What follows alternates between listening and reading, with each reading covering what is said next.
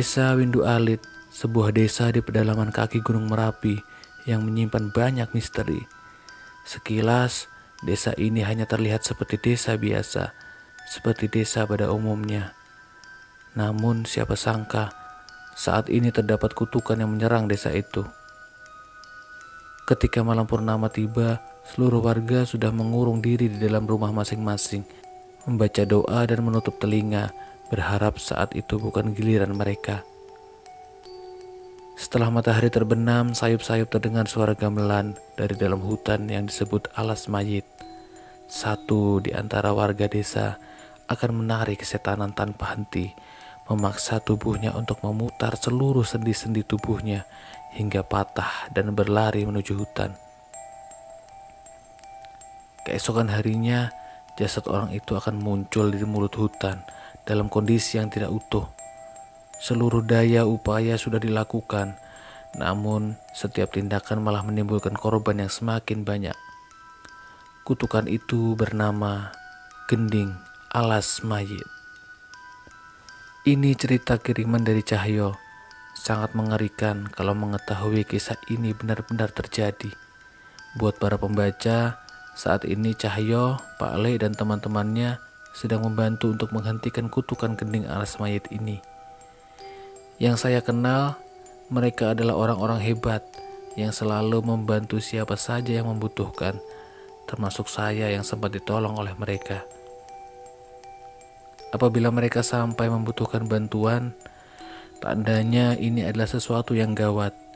Jadi apabila ada yang mengetahui petunjuk mengenai Gending Alas Mayit, silakan hubungi saya di hotline telepon atau di media sosial. Oh iya, satu lagi yang penting, mereka mencari petunjuk mengenai tabuh Waturingin. Untuk malam ini sekian dulu dari saya. Radio Tengah Malam undur diri.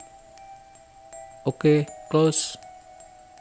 Ucap Dika dari luar ruangan. Aku membuka headsetku, menarik nafas sebentar, dan segera keluar ruangan. Gue bikin kopi dulu ya, Dik. Kalau ada telepon masuk, tolong terima dulu. Ucapku. Beres, nyantai dulu sana. Jawab Dika. Aku pergi ke dapur mengambil gelas dan menyeduh kopi hangat. Sekilas kejadian di pabrik gula terlintas kembali di pikiranku. Seandainya tidak ada Cahyo dan Pak Le, entah bagaimana nasib kami saat ini. Sebuah aroma kopi sangat mampu menghilangkan lelahku seharian ini. Mungkin sudah belasan tahun semenjak aku bertemu mereka. Saat itu Cahyo hanya bocah SMP yang masih sering bermain dengan monyetnya. Aku penasaran seperti apa dia sekarang. Gimana, Dik? Ada yang telepon? Tanyaku sambil menghampiri Dika. Ada, tapi rata-rata gak serius. Nawarin jasa lah, minta alamat desa lah. Jawab Dika. Ya sudah, kita juga udah tahu bakal begini. Yang penting usaha dulu aja. Lanjutku. Suara langkah kaki terburu-buru terdengar menuju tempat ini yang berujung pada pintu ruangan yang dibuka dengan buru-buru. Ardian, woi! Teriak seseorang. Tidak, ada dua orang lagi menyusul lagi dari belakang. Itu Didi, Ranto, dan Nizar. Kalian, ngapain kalian kesini? Buru-buru lagi, dikejar debt kolektor lu. Tanyaku. Enggak lah, gue dengar siaran lu tadi. Itu bener cerita dari Cahyo. Gue langsung gas kesini waktu tahu dia yang minta tolong. Tanya Nizar. Iya, Cahyo yang dulu dipanggil Panjul. Jawabku. Pokoknya kita harus bantuin dia. Kita utang nyawa sama dia. Lanjut Didi. Dika terlihat sedang menerima telepon. Kali ini cukup panjang. Semoga saja ada informasi mengenai kutukan itu. Gue bikin kopi dulu ya. Ucap Didi sambil menuju dapur. Oke, sekalian bikinin juga nih buat 2 kurcaci. Jawabku. Beres. Kami santai sejenak. Terlihat Nizar dan Ranto sibuk dengan HP-nya. Sepertinya mereka juga mencari informasi melalui internet dan media sosial. Kalau info yang gue dapat, tabuh itu berarti pemukul gamelan ya? Kata Nizar. Bisa jadi. Kalau benar berarti emang berhubungan sama suara gamelan itu. Tapi pasti ada yang membuat tabuh itu menjadi spesial. Jawabku. Watu Ringin. Itu bisa jadi nama tempat. Ucap Ranto. Kami berdiskusi cukup lama, namun tak ada gunanya. Semua yang keluar dari mulut kami hanya dugaan saja. Saat kami sedang fokus berdiskusi untuk mencari solusi dari masalah ini, tiba-tiba Dika berlari menghampiriku. Ardian, ini tadi ada yang telepon lagi. Kali ini kayaknya beneran. Ucap Dika menghampiriku. Ada info apa, Dik? Tanyaku. Sebenarnya gak detail. Yang nelpon seorang perempuan, ngakunya Ismi. Dia cuma bilang kalau mau tahu tentang tabuh Watu Waringin dan gending alas mayit bisa datang ke desaku di selatan Pulau Jawa, cerita Dika. Ya, kalau cuma begitu bisa jadi orang iseng yang mau ngejain kita, ucap Ranto dengan pesimis. Tapi terakhir dia ngomong, salam juga buat cowok yang sering ngikutin Ardian, Nandar, lanjut Dika. Aku melihat Dika dengan serius. Terlihat kedua temanku lainnya menatap curiga kepadaku. Gimana dia bisa tahu hantu Nandar masih ngikutin gua? Tanya aku kepada Dika. Gua gak tahu, Dik. Bisa jadi dia emang tahu tentang hal gaib. Makanya gua sampein ke lu. Ucap Dika sambil menyerahkan kertas tertulis alamat desa di selatan Pulau Jawa. Ardian, setannya Nandar masih ngikutin elu, ucap Nizar sambil berbisik. Iya, tapi ya udahlah, nggak ganggu ini, ucapku. Suasana berubah menjadi hening. Kami sibuk dengan HP masing-masing sampai terdengar suara jendela yang dihantam dengan keras. Kami berlari menghampiri jendela. Tidak ada satupun hal yang aneh, hanya angin kencang berhembus dari luar.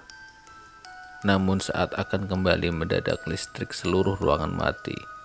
Dik, mati lampu, teriakku sambil menyalakan senter dari handphoneku. Sebentar, gue cek, jawabnya. Kami kembali duduk di sofa, menunggu kabar dari Dika. Namun sekali lagi terdengar suara benda keras menghantam jendela. Namun kali ini tidak hanya itu. Sayup-sayup terdengar suara gamelan. Entah dari mana asal suara itu. Ardian, itu suara dari mana? Komputer lu belum mati?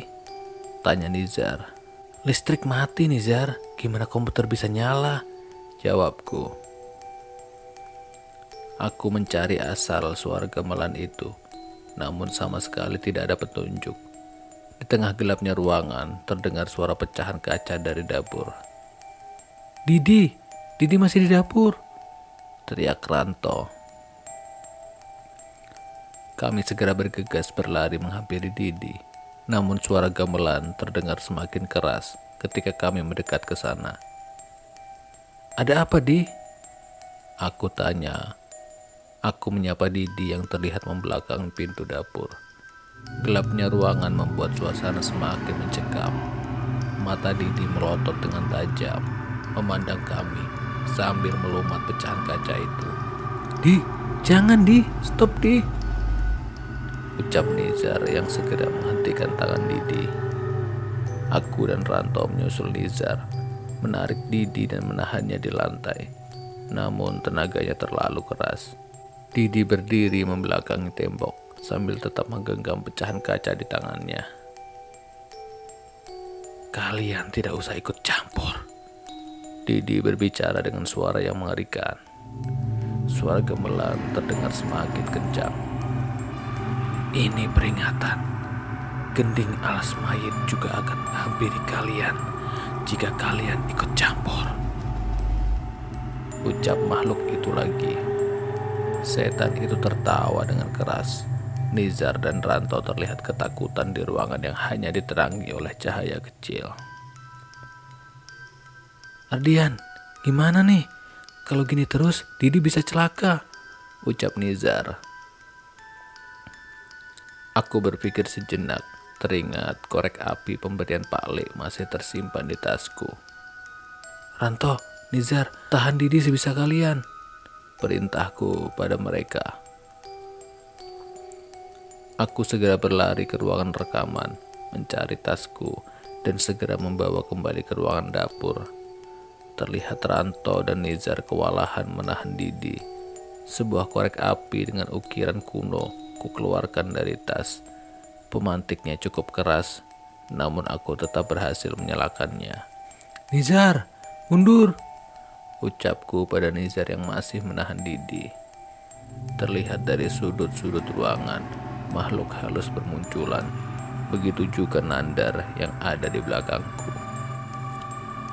Singkirkan benda itu, ucap Didi meringkuk di ujung ruangan. Makhluk itu terganggu dengan cahaya dari api ini. Perlahan terlihat sosok makhluk bertubuh serba hitam mengenakan pakaian sinden keluar dari tubuh Didi. Ini peringatan, atau kalian juga akan mati, ucap makhluk itu pergi menjauh dari ruangan yang hanya diselimuti cahaya korek ini. Suasana mulai tenang, disusul dengan listrik yang mulai menyala. Kami membopong Didi dan membawanya ke ruang tamu. Dik, tolong P3K, ucapku pada Dika. Itu Didi kenapa? Tanya Dika sambil menyerahkan kotak obat. Kesurupan, kayaknya urusan yang kita lakuin ini benar-benar bahaya, jawabku. Tapi kenapa Didi yang langganan kesurupan ya? Tanya Dika dengan polos. Kami menoleh ke arah Dika secara serentak, seolah setuju dengan ucapannya. Iya Di, kok lu melulu yang kesurupan? Kenapa sih lu? Tanyaku. Aduh, mana gue tahu. Besok-besok gantian lu pada ya, gue ikhlas, jawabnya dengan wajah menahan sakit. Dih, ogah, amit-amit, jawab Rinto sambil mengikatkan perban di tangan Dika. Besok gue mau coba nyamperin lokasi yang dikasih Dika tadi. Siapa tahu bisa ada petunjuk, ucapku. Gue ikut, pokoknya gue bantu sampai selesai, ucap Nizar. Iya, kita semua ikut, sambung Didi juga. Lu udah babak belur kayak gini, mendingan standby aja di sini sama Dika. Biar gua, Nizar sama Ranto yang kesana, ucapku melarang niat Didi. Esok harinya kami berkumpul kembali di studio. Dika dan Didi bertugas memantau informasi dari telepon dan medsos, dan sisanya berangkat menuju suatu desa di selatan Pulau Jawa. Perjalanan menuju tempat tersebut tidak terlalu lama. Hanya saja saat mendekati lokasi medan semakin berat. Jalanan tidak ditutup dengan aspal sepenuhnya. Sepanjang jalan dihiasi dengan hutan-hutan jati yang tersusun rapi. Ini bro lokasinya, ucap Nizar kepadaku. Yakin, udah benar sesuai di peta. Aku memastikan sekali lagi. Benar. Tinggal lu cari perempuan yang nelpon kemarin. Siapa namanya? Ismi, lanjut Nizar. Segera aku turun dari mobil dan menanyakan mengenai perempuan bernama Ismi pada warga yang lewat. Ia menunjuk pada sebuah rumah kayu di sudut desa. Di sana rumahnya. Katanya mobil masih bisa masuk kok, ucapku pada Nizar. Kami melanjutkan perjalanan dan berhenti pada sebuah rumah kayu dengan lahan yang cukup luas. Terlihat seorang wanita, masih muda, sedang menjemur pakaian di halaman rumah itu. Permisi mbak, benar ini rumah mbak Ismi? Tanyaku sesopan mungkin. Iya, saya sendiri, saya Ismi. Ada yang bisa saya bantu? Wanita itu menjawab dengan sopan. Kami dari radio tengah malam, benar kemarin mbak Ismi yang nelpon? Tanyaku sekali lagi. Oh, Mas Ardian ya? Masuk dulu mas. Maaf, rumahnya berantakan, ucap Ismi dengan mempersilahkan kami masuk. Sebuah rumah tua, namun tidak kumuh. Rumah yang terawat dengan baik. Hawa sejuk tetap terasa, walau di tengah panasnya udara siang hari. Secangkir teh hangat disajikan kepada kami. tak terlihat orang lain selain Ismi di rumah ini. Mbak Ismi, terima kasih kami udah disambut. Maaf saya agak lancang. Tapi mungkin Mbak Ismi bisa menceritakan yang Mbak Ismi tahu mengenai gending alas mayit maupun tabuh watu ringin. Nizar mencoba membuka perbincangan. Masnya istirahat dulu saja, diminum tehnya. Yang cerita nanti bukan saya. Tunggu sebentar ya, ucap Ismi dengan sopan dan meninggalkan kami. Kami menurut dan menikmati secangkir teh yang disediakan oleh Ismi. Kakek tua berjalan perlahan menghampiri kami. Oke teman-teman, sekian dulu kisah kali ini. Nantikan kelanjutan kisah ini di video berikutnya.